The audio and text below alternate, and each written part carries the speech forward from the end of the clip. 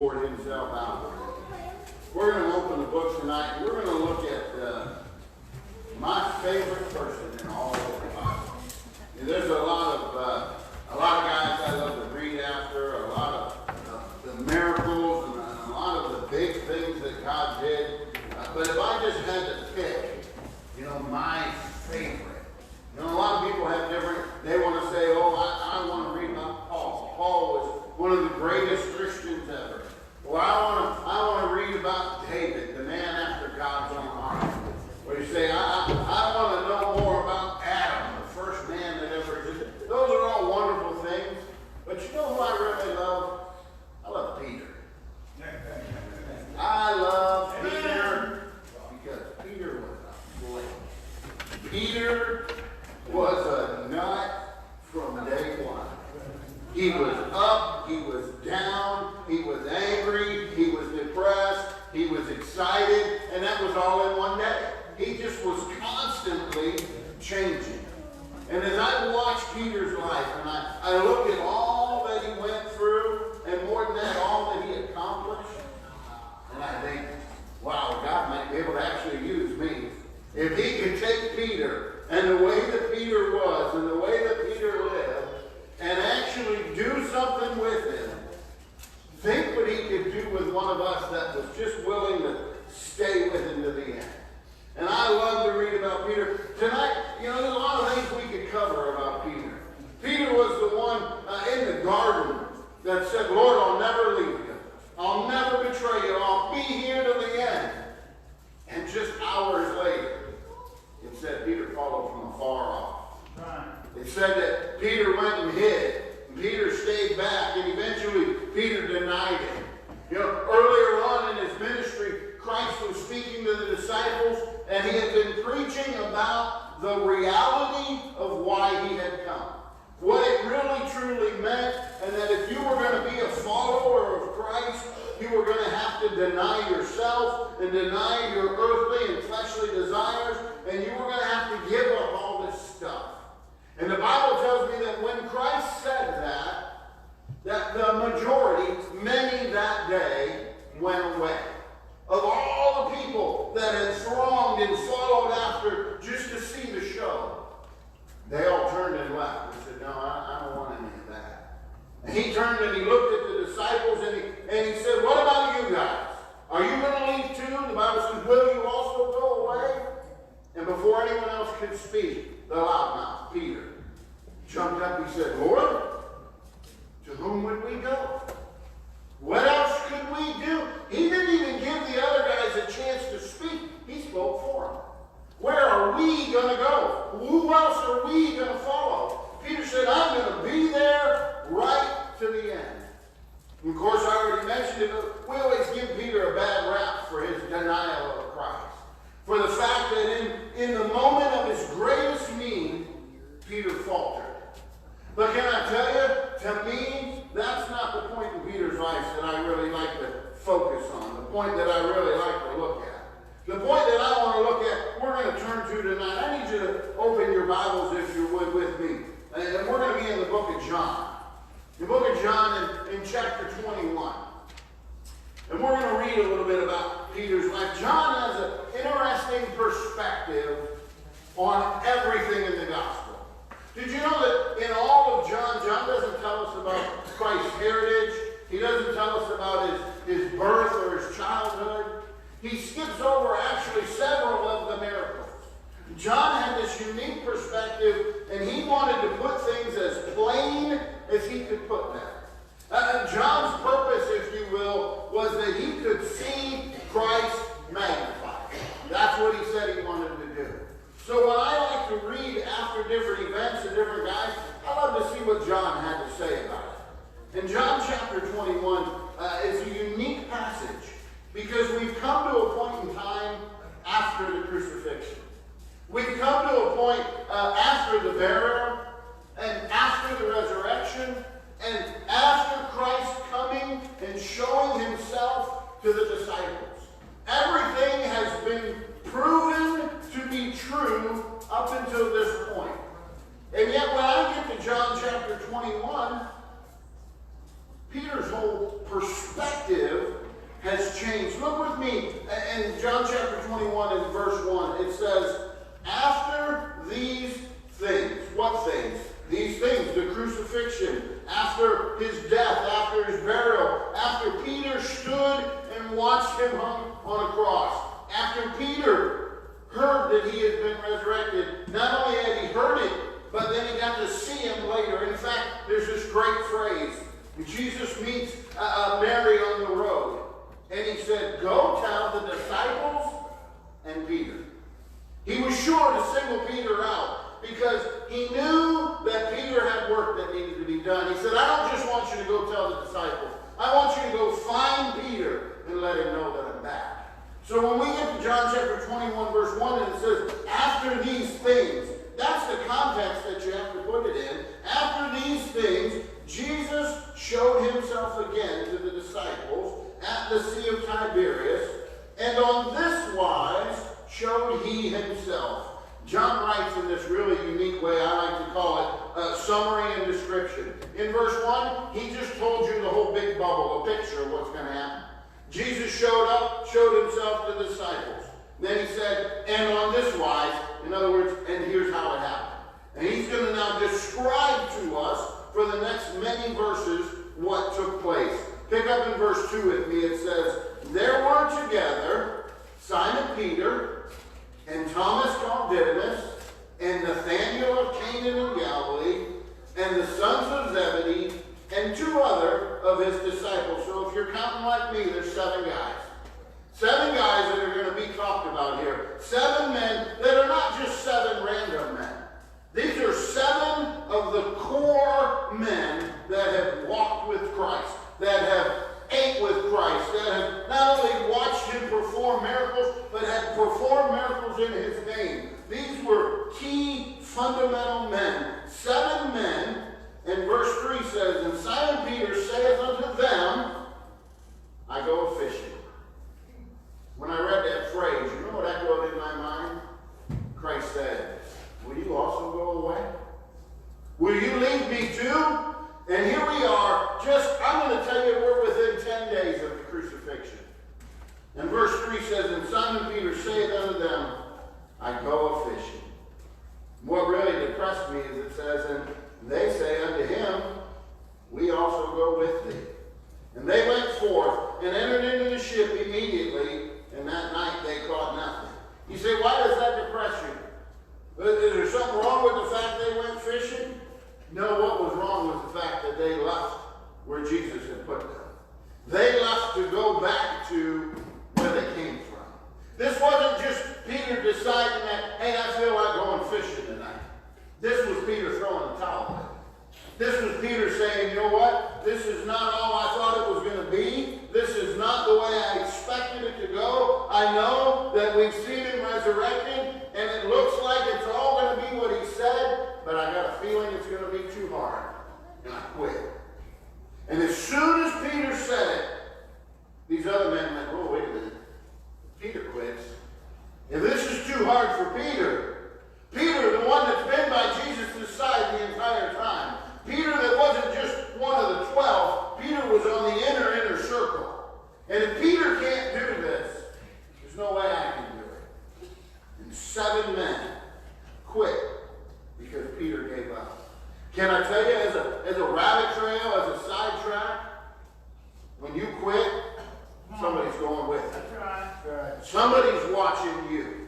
Somebody's following your lead. Somebody's going to do what you do because they're looking up to you. It may be your children. It may be your grandchildren. It may be teenagers or young people in the church. It might be your neighbors or your co-workers. Somebody that you may not even know is looking at how you do this thing we call Christianity.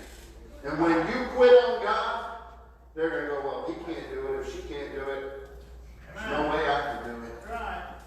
And it won't be just one. You know, we live in this delusion. We say things like, I'm not hurting anybody. It's a private matter. It's just between me and God. It's not how sin works.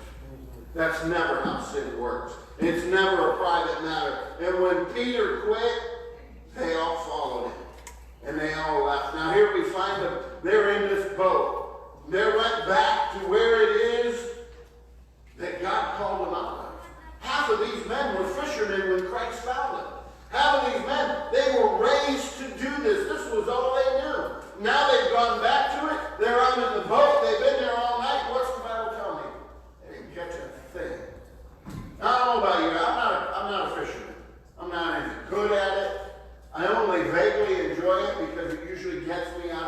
something else.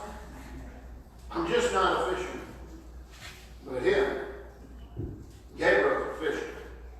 Gabriel had been catching fish since he was about this big. I took a paper clip, tied it on a piece of thread, and hooked it to a stick, and gave it to him when he was about 6, maybe, because I was trying to get him out of my hair. I was working, I was busy, and he just, Dad, let's go fishing. Let's go fishing. I want to go fishing. Let's go fishing. I said, great. Paper clip, thread, piece of string, stick, go down to the pond, go fishing. I'll keep him tied up for hours.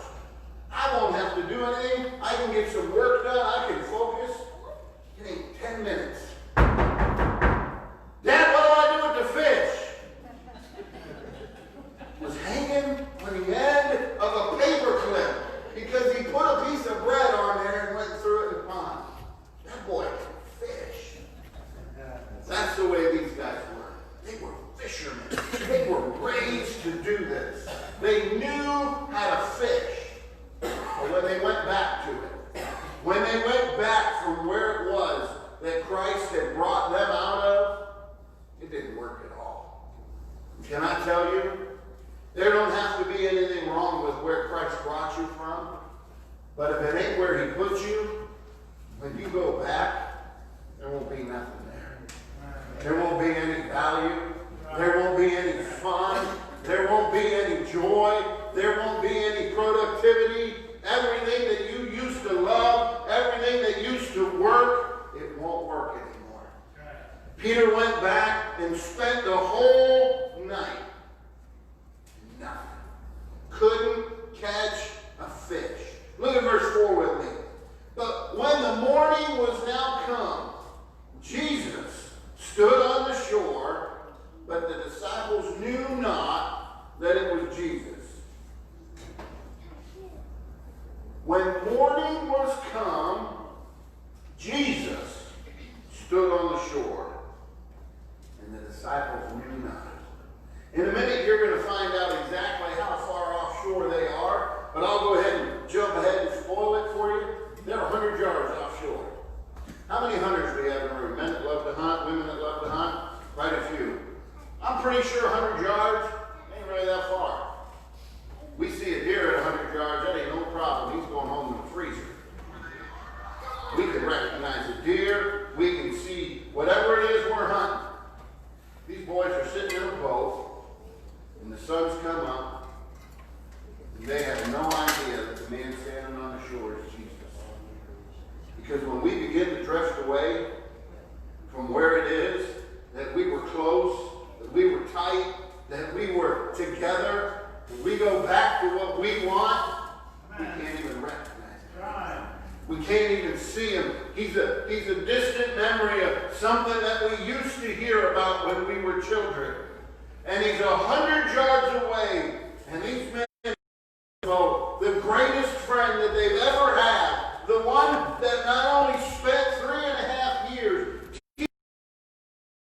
showing them, the one that went to the cross and died for them, came back from the dead, got up out of the grave, and went and showed himself. And they're 100 yards away and they don't recognize him. That's how quickly we forget our God. That's how quickly we forget who he is and what it is that he's done for us, that we can't even recognize him when he comes back around.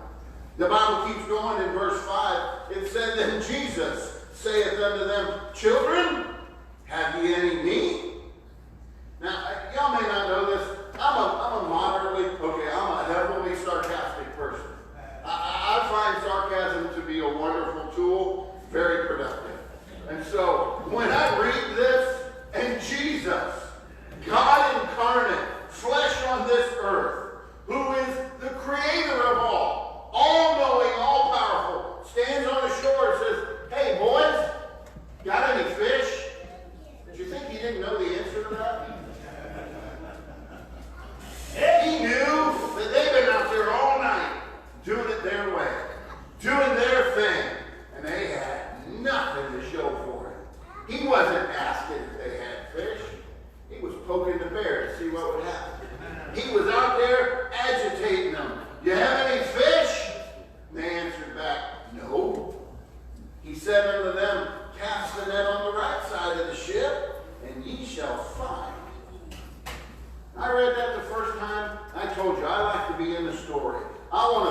it like I was one of the guys sitting on a boat, and if I'm going to be one of the guys, I'm going to be Peter. So I'm on the boat. I'm the one that let them all out here. We've been all night. We are cold. We are tired. We are hungry. We have nothing to show for it. There's a guy standing on the shore that I don't know. He says, hey, how'd you guys do? No, we didn't get nothing. Oh, fish on the other side. You know what I tell him? Why don't you shut up? I've been out here all night. You don't think I fished on the other side? I fished over there. I fished over here. I fished in the back. Who are you to tell me to fish on the other side? Maybe y'all better people than me. That's how I would want to respond to this stranger on the shore, wanting to know, have you any meat? How'd you guys do? Fish over there. Why don't you go fit? Never mind. Here he says, cast the net on the right side of the ship, and ye shall find. And they cast therefore, and now they were not able to draw it for the multitude of fishes. They listened, and lo and behold, it worked. God spoke, man listened, and it worked. Now, I don't know about you guys, but I'm in the boat, wheels are starting to turn. Wheels are saying, wait a minute. We've been out here all night, we've been doing this. We've been trying our best. We've been trying as we might. Nothing has happened. Sooner or later, somebody's got to have the light bulb moment, right? Somebody's got to figure out that the guy over on the shore isn't just a stranger. We've seen this before. In fact, if you'll remember, when Christ found Peter, it was almost identical. He told him, cast your nets on the other side. Interesting story. If you go back and look at that event, he said, cast your nets. Peter had two. And the nets tore because he didn't do it the way he was told. If you look at this event, Peter's only got one net. Because the other one's still all tore up. And here he is in the boat with the one net, and he casts, and it's overflowing with fish. And I got to believe that somebody went, wait a minute. This looks familiar. Look at verse 7 with me. Therefore, that disciple whom Jesus loved, that's John, the writer, John, the beloved, saith unto Peter, it's the Lord. Amen. When John saw what happened, and he began to put two and two together and said, there's nobody that can do this. Nobody can predict what's going to happen. We have done it our way, in our power, all night, and it's failed, and he told us what to do, and it worked. There's one person that can do that, and it's Jesus. You know why John knew that? Because when you see God do God-sized things, you never forget what they look like. And when it happens again, there is no question of what's going on. When God moves and God does something big, there's no way that man can take credit for it, that you can blame it on something else. It wasn't a coincidence. God moved and big things happened. And John went, wait a minute, it's the Lord. But you know what struck me amazing? Keep reading that verse. It says, now when Simon Peter heard, Peter didn't figure it out on his own. Peter was still over there irritated that he didn't catch no fish, and that some guy on the shore was telling him what to do, and all these guys are watching, and Peter's consumed with Peter. And John said, hey, Peter, that's Jesus. Can I tell you something? We need a few more Johns in our church. We need a few more Johns that are willing to say, hey, Peter, me and you, we're both out here in the same boat. Me and you both quit. Me and you both left. But hey, he's over there. Let's go get him. We need some Johns that'll get a hold of their Peters and say, come on, let's go back. Let's go get the one that did everything for us. I know we both failed. You know what the problem is as Christians, as Baptists, we don't want to do that. We're better at shooting our wounded than we are anything. We're better at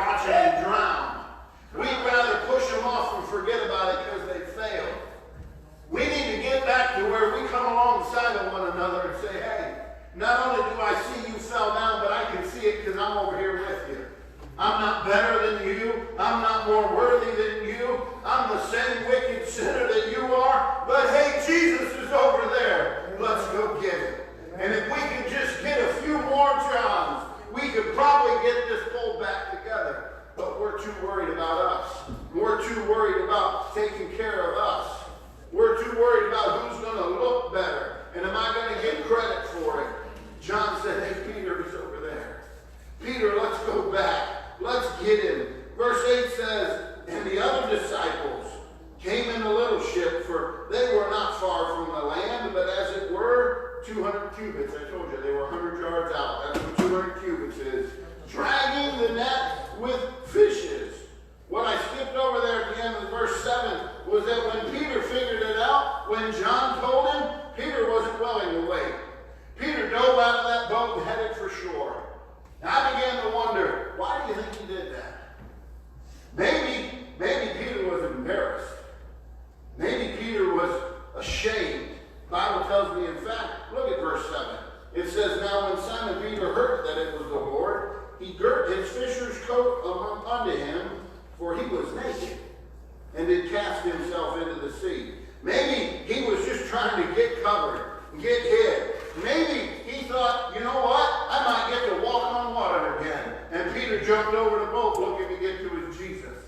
But maybe if Peter was anything like me, he just wanted to get back and see him.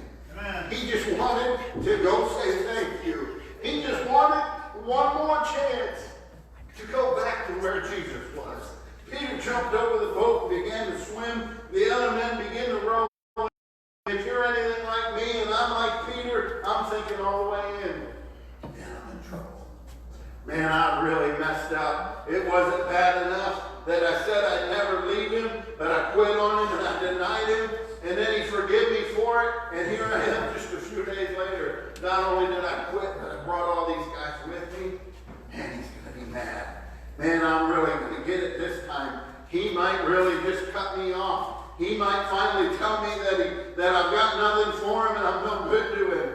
Peter's got to be wondering all the way in. But the Bible tells me as I come to verse 9, as soon then as they were come to land, they saw a fire of coals there, and fish laid thereon, and bread. You know what I thought was amazing about that? Did they bring the fish in out of the boat yet? But he's got a whole fire built. He's got fish already on it. The same fish that they've been out there in the water, working and struggling all night to do for themselves. He already had it prepared, waiting on them. Because he didn't need their work. He didn't need their struggle. He just needed them to be where he was. Amen. So that he could take care of them. Not only did he have the fish, the Bible tells me he had the bread. As soon as I read that, it reminded me of John chapter 6, where Peter said, who would we go to, Lord? You know what Christ had just told him? I'm the bread. I'm the living bread. I'm the bread that if you'll eat of me, you would never hunger again. That it would be all taken care of. And here they come to the shore. And the fire is built. And the fish are on it. And the bread is waiting. And everything's done. Where Jesus is at. Because that's where we're supposed to be. It doesn't stop there. Verse 10. Jesus saith unto them, bring the fish which ye have now caught. Verse 11, Simon Peter went up and drew the net to land full of great fishes, and 153. And for all there were so many, yet was not the net broken. And all this time, Peter's got to be thinking, it's coming. It's coming. I'm going to get over there to the fire, and man, he's going to let me have it. All right, I'm ready. All right. Peter goes over. And what does Christ do? Look at verse 12. And Jesus saith unto them, Peter, you dirty, rotten scoundrel. Oh, wait a minute. That's what I said. That's what I would have said if Peter left me. If Peter walked out on me, Peter quit on me, not once, not twice, but time after time after time. I'd have said, Peter, I'm done with you. I'll get somebody else. But Jesus saith unto them, come and dine. And none of the disciples durst ask him, who art thou? Knowing that it was the Lord. Amen. Jesus then cometh and taketh bread and giveth them, and fish likewise. This is now the third time that Jesus showed himself to the disciples after that he was risen from the dead. As I read this verse and I got past the fact that Jesus didn't yell at them, he didn't chastise them, he didn't scold them and make them feel bad. Not only did he say, hey boys, I've already got what you were out there looking for. I've got the fire, I've got the fish, I've got the bread. Just come sit down. But if you pay attention to the words, it said that Jesus served. That he brought them the food. And he gave them the fish. And he gave them the bread. You know what he was doing? He was showing them one more time what it was that we're expected to do. Right. We're expected to be servants, disciples. We are expected to do for those around us just the way that Jesus did. Just the way that Jesus would have come and died. And Jesus gave. And Jesus taketh the bread and giveth them. Doing one more time exactly what it is he does. But it doesn't stop here. Verse 15 says, so when they had dined. When they had dined. Now again, I don't want to harp on this, but I love to paint the picture. We got 8 men, 9 now, counting Jesus. We're sitting around a campfire on the shore. Most of them been out all night. They're tired. They're wore out. And they're with their best friend again. He's back. And we're just sitting around and we're eating fish and we're eating bread and we're happy and now we're full. And I would imagine that they just were doing what men do. They were just telling stories, laughing and cutting up. Oh, Lord, you remember that time? That time that you touched that blind man and he could see again. Wow, that was something. Oh, that was good, but man, that time he made that crippled boy get up and walk. Man, that was my favorite. And I would imagine that the whole time that they ate, they just were having a great time, remembering all the things that they had been through together. And we come to verse 15, and the meal's winding up, and it says, so when they had dined, Jesus saith unto Simon Peter, oh, here it comes, he's going to forget. Simon, son of Jonas, lovest thou me more than these? I want to just stop for a second and drill in on this little phrase. Lovest thou me more than these? And I wondered, what these? These what? These fish? That's kind of silly. They love me more than fish. But then I thought, maybe he said, Peter, do you love me more than the fish ate? Do you love me more than where you came from? Peter, do you love me more than the thing that used to bring you so much joy? The thing that used to fulfill your life. Peter, do you love me more than being out on the boat, on the water, doing what it is you were taught and trained to do? Peter, do you love me more than these? Then I thought, maybe it wasn't the fish. Maybe it was the guys that followed him. Peter, for 3.5 years, these have been your best friends. These have been the guys that were there, thick or thin. They've always been there. Peter, do you love me more than you love these men? These men that have now followed you back to the old life. Peter, do you love me more than all of this? If I could put it in a modern term, do you love me more than the job? Do you love me more than the family? Do you love me more than the bank account? Do you love me more than the free time? Do you love me more than the money? Here was one that was hard for me. Do you love me more than the ministry? But you know that ain't the same, right? I've met a lot of men in the course of my life from when I was a little boy till now that could stand behind this pulpit and rail and preach the paint off the wall. But they had no idea who God was. And when things got hard, when things got difficult, they didn't just quit. I mean, they went all the way off the deep end. They went all the way back in. And I would dare say that they never really got out. But man, they were in the ministry. Peter, do you love It's real easy to stand up here and get used to people wanting to come hear you. People telling you how much they enjoyed it. People asking you questions. It gets really easy to get a little puffed up. That's right. To get a little big-headed and feel something about what it is you do. Can I tell you? I'm nothing. I'm just a dumb country boy that's been blessed with an opportunity to stand up here and read this book. That's what I am. But Christ said, Peter, do you love me more than these? I think Peter had to figure out what these were, but it wasn't enough there. That word love is a really big word in your Bible. It's huge. In the English language, we don't do it justice. That word love. In the Greek that this would have been written in, and I won't give you a big Greek lesson, but love is actually 4 different words. Now, when you said the word love, you could have been saying eros. Eros is what we would call a passionate love. I love my wife. That's a completely different love than I say, Brother John, I love you. That's not the same word. Right. That's right. That's not the same word. That word would have been phileo, brotherly love. John, you're my friend. You're my brother. I love you. That's not the same as me saying, Linda, I love you. Big difference, right? They also have this word storge. It's what we would call family love. Gabriel, I love you. Still different, right? I don't love Gabriel the way I love John. I don't love Gabriel the way I love Linda. But I love all 3 of them.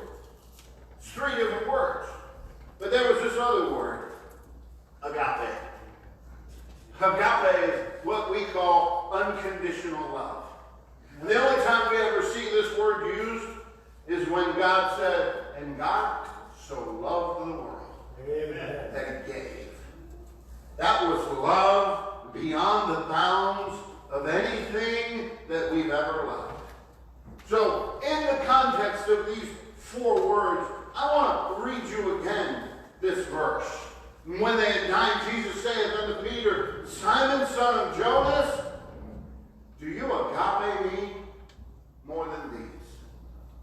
Peter, do you have an unconditional, undying love for me? The verse goes on. He saith unto him, Yea, Lord, thou knowest that I phileo thee. I really like you. Lord, you're one of my best friends. Lord, I have truly enjoyed every moment that we have spent together. I love watching you perform miracles. I love when you do that cool thing where you break the bread and it just keeps coming out. Lord, that was awesome. I sure do like you. That's the word that he used. Phileo. I sure do like being around you. I sure do like being your friend. Man, we have had some great times. And yet Christ didn't correct him. Once again, didn't judge him. Yea, Lord, thou knowest that I love thee. And he, Jesus, saith unto him, Feed my lambs. Now here in a minute, we're going to see this exchange take place again. And yet when Christ answers it the second time, he's not going to say, Feed my lambs. So if you have a mind like mine that just won't leave these things alone, you're going to want to know how come he said lambs this time. He said sheep next time. Lambs and sheep? I don't understand. So I went and looked up. The word lamb is used 28 times in our New Testament Bible. And every single time that the word lamb is used, it's referring to an animal that is under a year old. More importantly, it's referring to an animal that has never had offspring. So when he said to Simon, Simon, do you love me? And Peter said, Man, I sure do like you, Lord. He said, Simon, feed my lambs. Now let's put it in context. He just asked him, Peter, do you love me more than all the rest of this? The fish, the fishes, the old life, the friends. You know what I think he was saying? Peter, these guys here, they sure do look up to you. They'll follow you anywhere. You quit, they came with you. Peter, they'll do anything you ask them to. Peter, I need you to take care of these guys.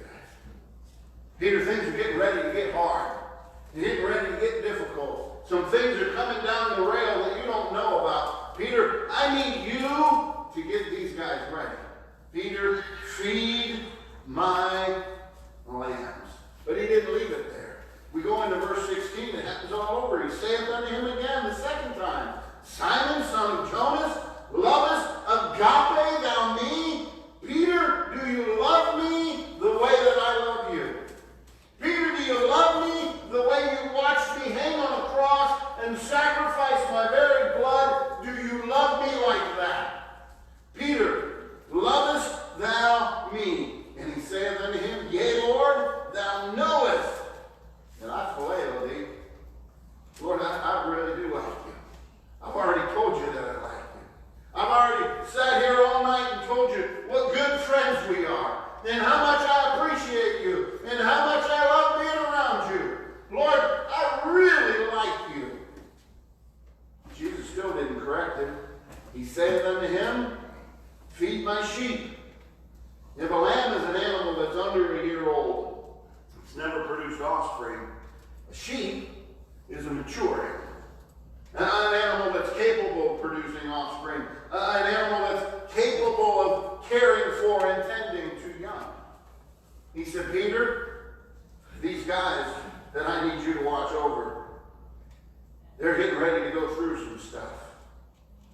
They're getting ready to see what we would know as Pentecost. And some 3,000 people are going to come to know the Lord, and that was just the men. Peter, something big's getting ready to happen, and you're going to need some help, and you're going to need to get these guys ready to go help them.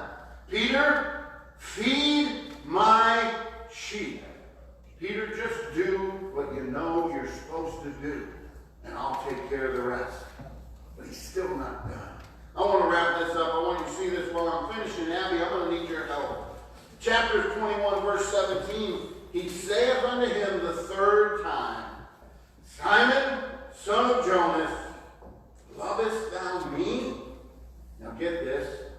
Peter was grieved because he said unto him the third time, Lovest thou me? And he said unto him, Lord, thou knowest all things. Thou knowest that I love thee. And Jesus said unto him, Feed my sheep. I bet you're wondering which words those were. Peter, do you love me? Lord, you know I love you. Well, when he said it to him the first time here, or the third time I should say, he repeated agape. Peter, do you love me to your dying breath? Peter, would you do anything for me? Peter, do you love me unconditionally? And Peter was grieved because he said unto him a third time, Lovest thou me? Now I'm sorry, I ran ahead of myself and misspoke. This third time, Jesus didn't say agape. When the Bible tells me that Peter was grieved that he said, Lovest thou me? When I went and looked that up, this time when Christ spoke, he repeated Peter. He said, Peter, do you phileo me? Peter was grieved. Not because he had been asked the third time. Peter was grieved because Christ finally repeated to him what he'd been saying. Peter, do you even like me? Peter, do you even care about what I've done? Peter, have you not seen the sacrifice? Peter, do I mean anything at all? And I think it broke Peter's heart to have repeated to him what he'd been saying. Peter, does it matter at all? Do you even care? Peter, lovest thou me? And as I kept reading, it said, Lord, thou knowest all things. Thou knowest that I phileo thee. Lord, you're right. You know everything. You've seen right through me. And Lord, as much as you love me, you know that I just really like you. Lord, you know that I don't love you the way you love me. Can I tell you? That's where 99% of us live. In that spot. We just don't like to talk about it. We really like what Christ did for us. We really like the salvation and the heaven and the blessings. We really like the fellowship and the family. But we don't really love it. You say, how do I know that? My Bible says, if you love me, you will keep my commandments. Right. What commandments were those? Do we still follow the old 10 commandments from the beginning of the book? No, he said that he came to do away with the law. Do you know what he commanded us to do? He said, go and do likewise. What was likewise? He said, just go tell people what I'm here for. Right. Just go show everybody else what it is that I did for you and what I did for them. If you love me, keep my commandments. And when Peter said, Lord, you know everything. And you know more than anything that I just like you. I don't love you the way you love me. What did Christ do? Did he finally give up on him? He said, feed my sheep. Because can I tell you something? Even when we're not sure why, even when we're sometimes just going through the motions, even when the job is hard, even when we're not even really sure why we're in this, the job didn't change. He said, Peter, feed my sheep. Peter, just go do what I've commanded you, because up or down, thick or thin, hard or easy, the job's the same, Peter. You need to get out there and feed the sheep. You need to be, how do I get sheep? Sheep are grown animals. Sheep have been raised. That's our job. Feed them, tend to them, bring them in, teach them, help them, love on them. Peter, feed my sheep. But I'm afraid far too many of us, we're still back in the, yeah, Lord, I really like you. I really like that you take care of me. I really like that you protect me, and you're giving me a good job, and you're giving me a good home and a good family, and you've allowed me to have some things in my life. Lord, I sure do like you. That don't look nearly as good on a t-shirt, does it? I like Jesus. But that's how we live. That's how we go through our lives, day in and day out. So my question to you tonight is easy. I'm going to ask you what Jesus asked Peter. Do you love him? Do you love him the way that he loved you? Are you a John with Peters around you? Out there in the trenches, pulling back in, pointing to Jesus. Are you a Peter?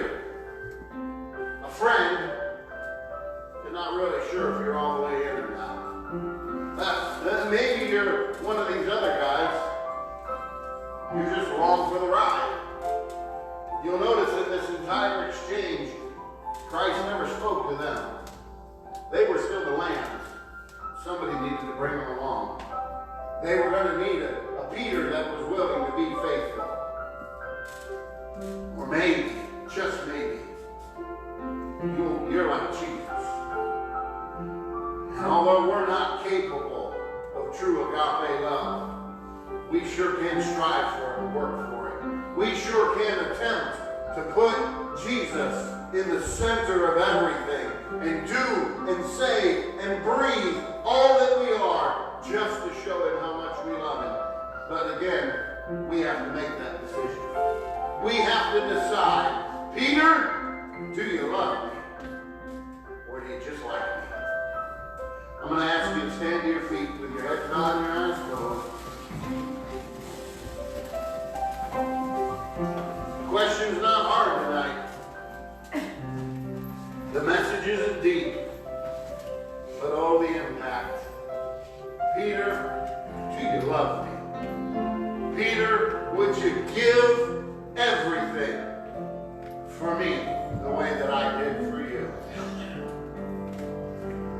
I don't know your age. guarantee you that the Holy Spirit's already told you. In a moment, I'm